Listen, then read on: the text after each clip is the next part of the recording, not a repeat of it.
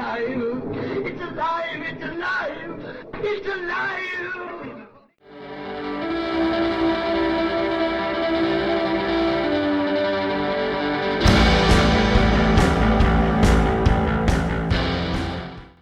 Hello and welcome to Alive After Reading. I'm Tim Niederreiter, and with me today is a returning guest on this new year of the podcast. It's 2021, folks, and we are welcoming back actually one of the people I rang in the year with, honestly, Joe Compton. Welcome back to the podcast. Thank you for having me, Tim. It's great to be here. It's great to be in 2021 finally, too. Jesus. Yeah, so far so good. I mean, for me anyway. 3 days in. Yeah, it's okay. It's not, the world has not blown up yet. Okay, check. I mean, not literally been hit by a meteor. Check. Yes. We'll see how January 20th goes, and then from there, I probably think the rest of the time goes in phases, right? So. Right, yeah. I'm hoping I get a nice belated birthday gift, because my birthday's on the 19th. Oh, nice. For the 20th. Cool. Yeah, it's going to be a nice... Anyway, enough about that. That's a little bit of politics. Yeah. I don't. Well, as long as it's a smooth transition, I'll be happy for... Yeah, me too. Yeah. So, Joe, tell the listeners a little bit about yourself and the stuff you're doing lately. Sure. So, I am an independent artist. I do mostly... I've written 2 books on my own, independently published. I published the first one myself, and then I did a small press for the second one, and actually the small press just purchased my first book, so we're going to republish it under their brand soon, and then I'll have a third book out in 2 years from now. That's the plan. And then I'm currently getting back into something that I did back in the early 2000s, and which is filmmaking, and I'm currently working on a feature film script. I have designs to shoot a short film later in this year, and then early in 2022, hopefully start working on producing the feature film. So that's me, and then I run an online network called Go Indie Now, which is a network that we produce shows and content that surrounds independent artists and talks about and supports and promotes independent artists and what they do and how they do it. And, that's me in a nutshell, basically. Oh, nice. Yeah, and Go Indie Now is a lot of fun for a guy like me, especially. being the writer nerd who's obsessed with all that fiction stuff and all the media around it. Yeah, it's awesome. I've been really enjoying it. So no, it's badass, and I was pleased to be on your New Year's show, as I said before. yeah, it was a so lot much fun. Yeah. Anyway, so. But you did say something else interesting to me that is the filmmaking side of things. Because I've only taken one film course in college, and I've never made a film. One film course, one playwriting course. Let's just dip my toe in it. I'm obviously more about I'm more about the writing novel side, I think, the fiction side. And sure, I've said several times, and people will recognize, I haven't seen that many movies. Especially, I'm just an ignorant film philistine. But. It's just it's for various reasons.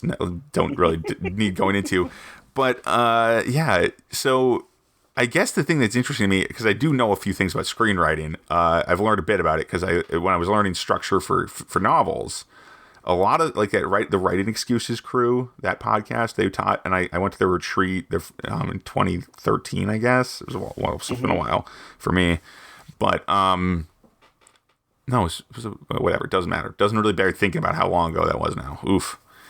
And I went. When I tell you the last time I made a film, you'll think it's a lot sooner than what you think it is. Because last time I actually made a film was 2001. So okay. So that's about okay. Not going to try to make you feel old. I'm going to table that for later.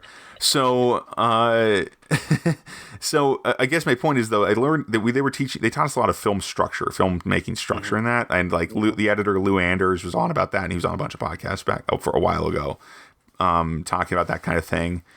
And one of the things that I remember hearing a bunch is that a screenplay is about, it usually corresponds about 1 page of screenplay to 1 minute of film in the finished product. Right. And I think that's kind of interesting because if you look at it that way, your average feature film 90 minutes or whatever is like a novella in the amount of like story that goes into it, basically, unless you do a lot of visual storytelling, obviously, than what they do. But it still seems to me, I mean, based on having written a bunch of novels myself, that that you don't, and having tried to write some theater, some drama, some plays back in college, I kind of think these are pretty equivalent to a page of a novel. Maybe I'm wrong. Do you think that's true? I guess is one way to start here. Yeah. I mean, it just depends on, I guess, the novel and what it's doing and how it's doing it. But yeah, the idea behind screenplays, the ulterior motive, if you will, is to have more white than black on the page. That's kind of the idea behind it. So the more you can, produce a sequence of action or have a dialogue that doesn't have a whole lot of, words, exteriors. Well, just different, not descriptions, I'm trying to figure out exposition. And yes. Not a lot of exposition, just there's a lot more. The craft of the idea of filmmaking is that it's a collaborative effort and that you're handing off a blueprint to a director, to an actor, to a cameraman, and all these folks have different inputs on how it's going to be visually presented. So, and you have to respect that they have a craft just as much as you do as a writer. So you have to give them room to play and let them explore, and that's why you kind of leave a lot of things undeterred or undescribed, less description in there and more of, okay, you're moving from here to here and this is why, and I'm selling you this because this means something important, and not so much as hey, how you doing, or the tree has fall leaf branches and there's a rust of gold on one of the branches, and things like that don't matter. Basically what a screenplay does is takes what is essentially visual in a novel and puts it on a page. And so there's times when, like a fantasy novel, I would say probably is more like 3-to-1 or 2-to-1 pages versus a screenplay, because there's a lot of exposition, there's a lot of description, there's a lot of movement. And so in doing that, and good fantasy novels maybe more like 1.5 to 2. Yeah. But if you're doing like a romance, there might be a lot more dialogue, and that might be more of the case. Yeah, so balance is more. It's more equivalent. Yeah. Oh. Right. Yeah. So I mean, but the idea is to be visually stimulating right from the get-go and never let it go. And so that's why they say 1 page equals 1 minute, because it basically is covering exactly what you want the audience to see, and not giving you an exterior shot of, you've seen in films where they have like these wide shots of the city or whatever. Those are things that are designed after the fact. They're not designed within the screenplay, or if they are in the screenplay, it's literally one line. We see a shot of the city, and that's it. There's no, we're overhead or we're zooming in or any of that. It's just, here's a shot of the city. We're in the city. Here's what we're doing now. Kind of thing. That's a real good point. So without the description, a lot of novels are a lot shorter, or certain novels anyway. I would assume that if you took a novel's exposition out of it, which really destroys what a novel really is, really the art form of it is, you would have a screenplay. So. Yeah, it's interesting, and So I guess in some cases you could. I mean, for example, The Lord of the Rings. That novel, that series of 3 books, really is, that's probably a pretty special adaptation, because a lot of that dialogue doesn't really work, and they didn't use the exact words. So it's not like you're just pairing out stuff like you would with a more modern book, but perhaps. Well, and like for example, with Lord of the Rings, and this is something that Peter Jackson struggled with actually, was the idea that there's and I get flack from the fantasy community for my stance on Lord of the Rings, but the fact that there was 42 endings to it, and the constant reattachment of what's going on from this point to this point, Peter Jackson struggled with that ending part, because he wanted to be as close to the novels as possible. That was his goal. That was what he pitched the Tolkien Trust to get their trust to be able to make these movies. Right. And in doing that, he mentioned that he would be as close to now. But then you get to the point where the last movie was 3.5 hours long, and half an hour at least is the ending. Yeah, right, it seems like anyway. How do you do 45 more minutes of that with so you have to equivalate attention spans in that respect. So, and I think that's a tough balance. Yeah, I mean, I tend to say that I like the Lord of the Rings films as much as I like the books, or maybe even more. Mm-hmm. I think they're very well done, but that's a good point. And I mean, obviously, the way the book is written is like, okay, we can just it's almost like an appendix in itself. The end of the final book, and that's how the movie is too. But it doesn't really work that well because obviously it's hard to do an appendix. You can't do movies don't have appendixes. They don't have appendices. And it would be like trying to shoot a dictionary. Right. It's kind of at least a dictionary that's made up of scenes. Right. But it's more like a collection of endings that you could use any of these and they'd probably be fine. But using them all is a lot. It's actually funny because I know I don't know you don't read a lot of fantasy, but in the Brandon Sanderson's what is it? The Way of Kings, the first book of his big series. It's got like 3 openings, probably more because there's so many points of view. It's epic fantasy, but it has a prelude for the series at the very beginning. Then there's a prologue. Mm-hmm. This is probably the most insane thing about the book, other than its 1,000-page length.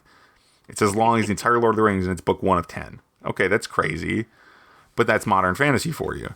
At least when you can do anything you want, and you're Brandon Sanderson, because he's got this dedicated fan base at this point.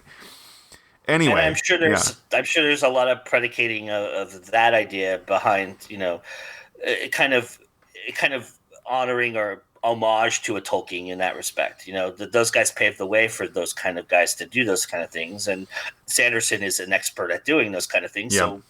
So it's we were just talking off the air about like Christopher Nolan and his ability to make a 3.5 hour movie, and not always interesting, but he's able to make a 3.5 hour movie. Whereas 10 years ago, before he was Christopher Nolan, that would not have been the case. They would have cut that thing down to an hour 30. And in some cases, there's good reasons for that. And maybe filmmakers should look at that, but they get just as we can pontificate just as much protective. As the novels can. Yeah. And so like Tarantino, Kill Bill is a great example. He has this 5.5 hour epic, and the studio made even at the point where Tarantino was in his career, the studio made him cut it into 2 films because they weren't going to produce one film. And yet, if you watch, he's done a cut where it's all one film, and if you watch all of one film, it is a better film than the 2 films that he made individually. Wow, so that's interesting. There's a case for it. Yeah. So there's a case for it, and there's not. So I mean, like I have issues with Spielberg because Spielberg is very much like a Tolkien in that he never ends the movie when it should end. There's always about a 40 minutes or 30 minutes after the ending that happens that like we don't need, but apparently he just likes to do that. That's kind of his thing, and so that bothers me. But that's personal taste, but that's what am I going to say to Steven Spielberg? I mean, he's Steven fucking Spielberg, right? Yeah, no kidding. So, and sorry, I didn't mean to. No, it's fine. You can curse on the show. It's fine. I have an explicit tag. So it's interesting to me though that I was just thinking what you said about Spielberg reminded me of actually the Dresden Files. I forget which book it was, but eventually in the Dresden Files, Jim Butcher, he's been writing this book. It's actually been very tight for a while. For the books 3 through 7 or whatever, really these are pretty good, and their structure is also extremely tight. As in, there's no the end. It just ends when it ends, and it's good. It ends at the ending. But then there's I think it's book 8. I think it's White Knight. I think that's the one. And there's these. It's like wow, the book's over, and then it's 40 more pages. Yeah, of because there's this series kind of build up that's happening in those pages. So it's I can see why he did it, But I also can see that by then he's made enough money for his publisher that they're like, sure, do it. You can have this. Yep. Whereas before, his editor might not have been like that. Might not have allowed that. And sometimes that's a good thing and a bad thing. I mean, it really depends. And I think when you're Jim Butcher and you've made 7 books and you've made them filthy rich, of course, they're going to let you kind of do whatever you want at that point. So. Absolutely. Or another one, Frank Herbert, Dune. Because Dune doesn't even feel like Dune feels like 2 books, but one of them's real short, and that's like the last third of it with the climax. And then there's Dune Messiah, which is basically the same length as the climax of Dune, the last or the second after the time skip. But without Messiah, at least in my opinion, I know this is going to be controversial than sci-fi fantasy nerds out there, but without Dune Messiah, the ending of Dune isn't that good. It's okay. The first book has an okay ending, but that's the thing. Frank Herbert, probably even more than Tolkien, had some trouble with pacing. Because that's one of the biggest. Whatever. That was my first adult book I read as a child. Yeah? I read that when I was 9 years old, and that was my That's kind of why I have a reluctancy towards fantasy, is because of that book. Well, start with the Bible, basically. Yeah. Yeah. It was. I was like, wow. I thought, okay, I'm going to read this epic 500-page, whatever it is, book, and be like, okay, I'm going to be an adult. And 300 pages into it, I could not keep my eyes open anymore. He's Frank Herbert's style is very old school. And I mean, my saying it's like trying to read the Bible all the way through. Basically, it kind of is, because it's got this archaic style. And I know a lot of dedicated readers who love fantasy or science fiction or both have trouble with Dune. So and it's not exactly representative, especially now, of what's being written. Well, and what's funny is, like, right now, and in doing the shows that I'm doing and talking about with other authors, how much authors struggle with the second act. And I really feel like Frank Herbert, his first act and his third act are fucking solid. They're both strong. Great, yeah. The second act is where he seems to kind of lose his way and struggle a lot. And so it was like, I take a little bit of comfort in that now, reading it then, I didn't really think much of it, but now that I've been doing it for a long time and people I know do it and they say the same thing, I can say, okay, the second act, even guys like Frank Herbert, Herbert had trouble with that, so.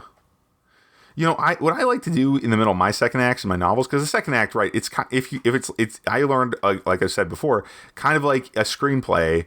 So the second act is twice as long as the other 2 acts, right? It's like half the story, and the first act is a quarter, and the third act's a quarter. Yeah. But then I kind of do a 4-act thing, because I put something in the middle that's big and kind of breaks up the second act for me and makes it like and I like doing that because it just makes it easier for me to understand where I'm at in the story. And I first did it just because, like, there's something's going to happen here. Oh, that seems repetitive. This is when I was 19. I wrote this novel that's now called Orphan Mage and is out and pretty cool, if you ask me. But anyway, this book, but that was the first time I remember doing this, where I'm like, something big has to happen in the middle of this story, but I don't really know what. And then I just, so I took a twist and was like, well, it was going to be this. And then I took a twist and it's going to be that. And there's this huge thing that defined the story. And I think that's really useful as for an author, especially with a longer book, like a 100,000 word book. You having something big in the middle, real useful, especially for a series that doesn't have it. I especially think for fantasy specifically and science fiction, which if you're writing a genre that doesn't have a defined structure like romance or mystery, having a big middle is really helpful. So I'm getting off my soapbox for a second. No, that's awesome. I like that. I like that idea. That's a really good idea. It's kind of upping the stakes in the middle of the whole thing. I think that also helps arc into the third act. Mm-hmm. I wouldn't presume that. This is your thing, but I would think that that's what it is. It helps you kind of ease into the third act a little bit more and kind of accelerate the pacing. It is, and even if not the pacing, it can be a way to to just shift your focus onto something, into a different direction, or transform the book in a way that makes it, because progress is really important in a book, especially a longer book. You need to feel like stuff is changing, stuff is happening, we're getting somewhere. And I don't know. I feel like I'm just trying to preach here, but it's one of those things that if you don't feel like you're going somewhere, the book is going to drag. And I definitely have had that problem with stories I've written before, and stories I've written since that revelation of the big middle. Yeah.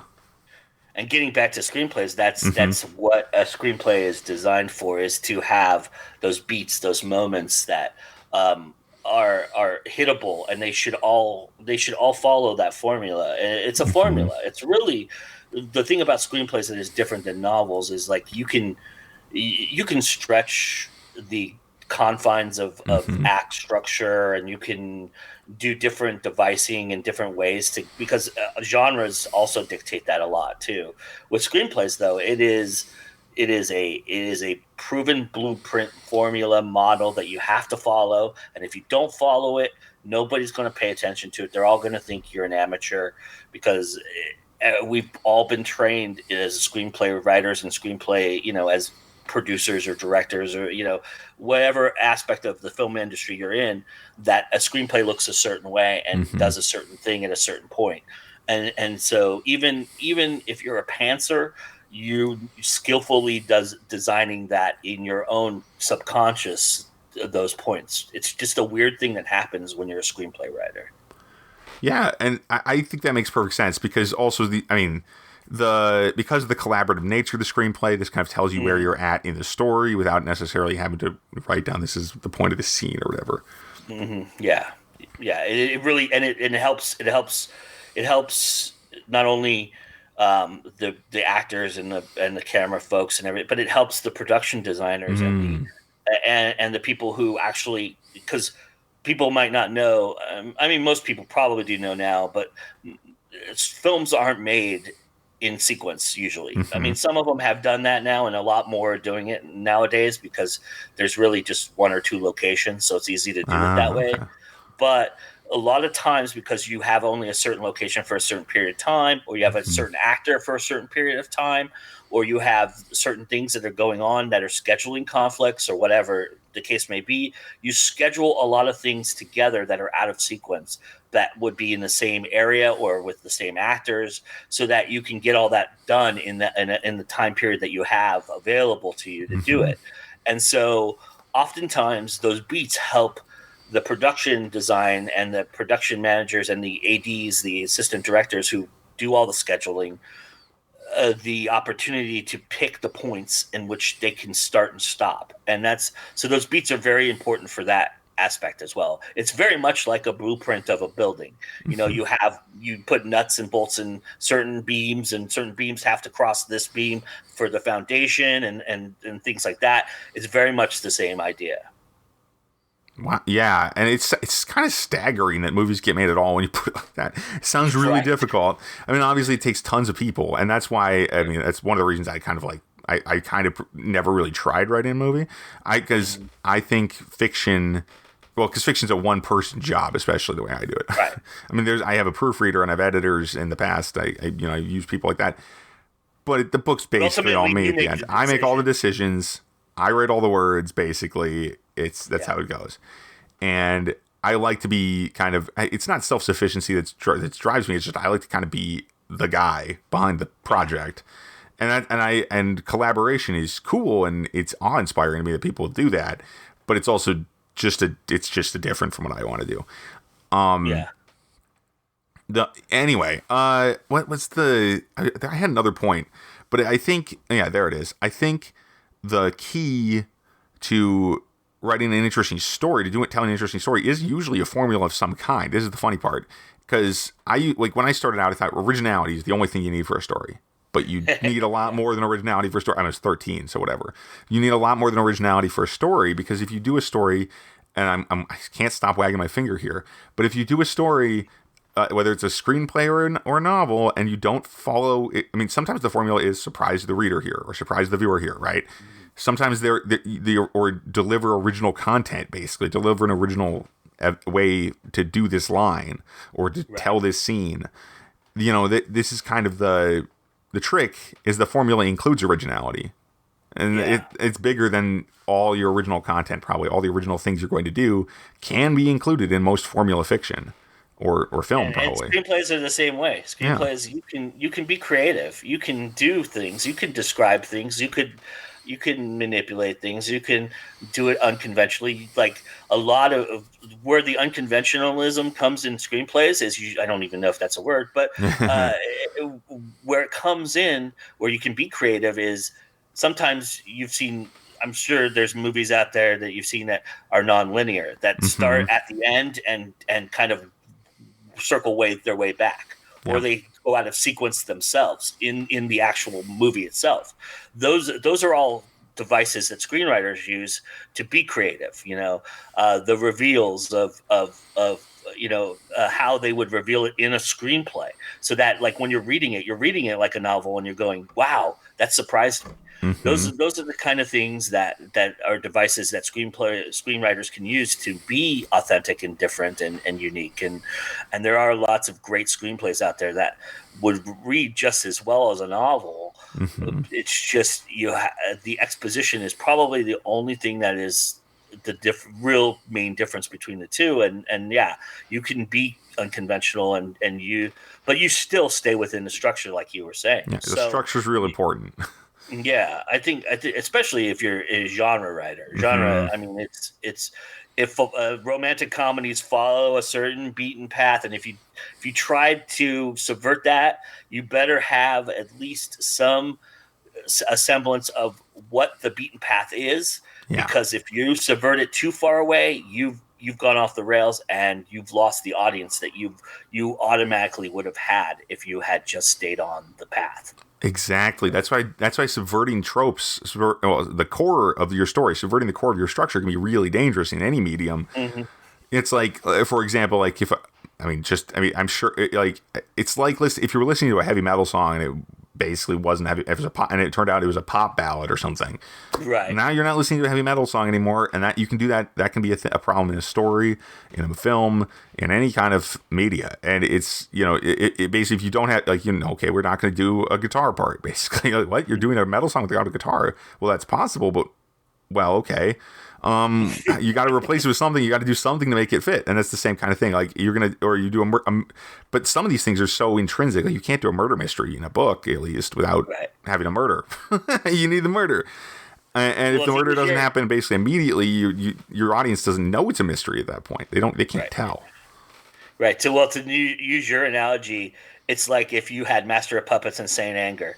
Saint Anger is the Metallica album that they didn't do a solo. They didn't use bridges. They didn't use choruses. And it didn't work for Metallica fans. Nope. Whereas Master of Puppets is widely regarded as probably the greatest heavy metal album of all time, if not one of the top 10 for most people. Yeah. And because it has a formula, it works, and it has an incredible instrumental in there. It has soft parts. It even has acoustic parts in it. Yeah. I mean, but they all work within the framework of a heavy metal album, convention. Yeah. A formula. And you can do ballads as a heavy metal band, but if you do them as a Taylor Swift ballad instead of a Metallica ballad, you're doing your whole audience a disservice, and they're going to call you out on it very quickly. Yeah, absolutely. Yeah, this is the thing, and it's one of the things I've struggled with. Is like I thought, because obviously, like I said, I started with originality. It's like that's kind of my goal. I like being original. I like doing weird stuff in my stories, or having weird worlds and trying to go. But the key thing for me now is I realize my weird worlds can have pretty regular stories in them, pretty stories that fit formulas in a strong way and work well with that. And that's really useful, and I can subvert things when I need to, but go on. Sorry. No, it's okay. I'm sorry. I didn't mean to interrupt you. No, it's okay. I think we're in a culture where we're constantly trying to one up one another and surprise each other, when the biggest surprises come from those who stay within the conventions. It's usually the guys that follow the formula and don't, and they can still surprise you, but they still do it in a way where it makes sense. It's satisfying too. There's got to be a sensible idea behind it, right? It can't be so outlandish that it's just so ridiculous that it would you look at it and you can tear it apart, Right. But if it makes sense and it goes to the logical conclusion it's supposed to go to, there's nothing wrong with that. And you can be artistic and dodgeful and great and create different elements and different things that had never been seen before, or at least never been seen before in that convention, but still stay to the logical path. You can do that, and in doing so, you create art, and that's the difference. Other than just creating stuff to be different or subversive. Mm-hmm. That never works out. I mean, it's very rare that it does, and I don't remember. I can't pull up one that I can think of that does. Yeah, a subversive story that like elbows the story subverting out of the way is not going to be popular with the fans of that original story, because they like the original story, the story that came out beforehand, and this story's like, no, that's not what we're doing here. Yeah. And if you anyway, thanks. That was really good, Joe. Thanks for being on the show. We're about out of time. Sure. No problem. That was quick. Yeah, it goes fast, especially compared to the some of these when you have a longer time slot. But thanks for being on the show again, Joe. It's been great. And tell people a little bit about where they can find your work and your YouTube stuff and other shows. Sure. Yeah. So if you go, on YouTube, if you just search "Go Indie Now," you can search it as one word. You can search it as 3 words. You can even put it in "Go Indie," and I'm usually the first channel that pops up. So it's pretty easy to find me from that. And then on Instagram, I'm at Go Indie Now. Facebook at Go Indie Now. So facebook.com/Go Indie Now. The only one that I will, and TikTok, I'm even Go Indie Now.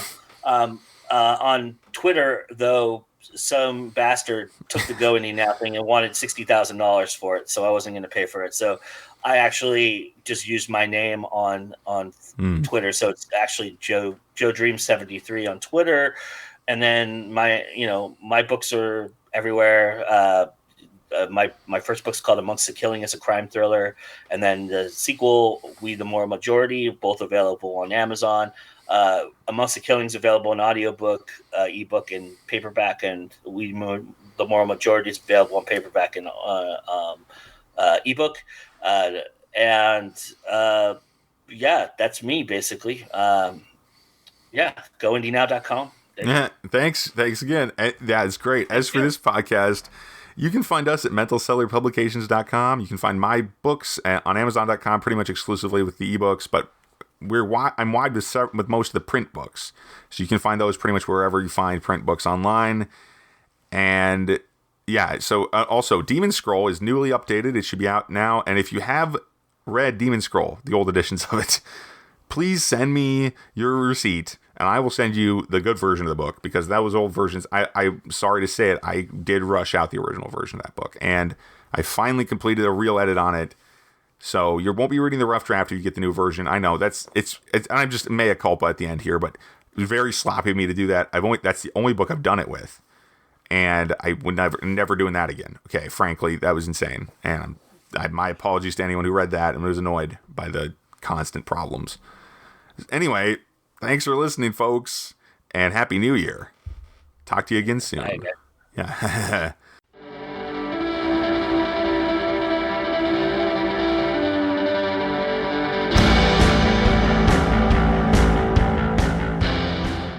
That tears it.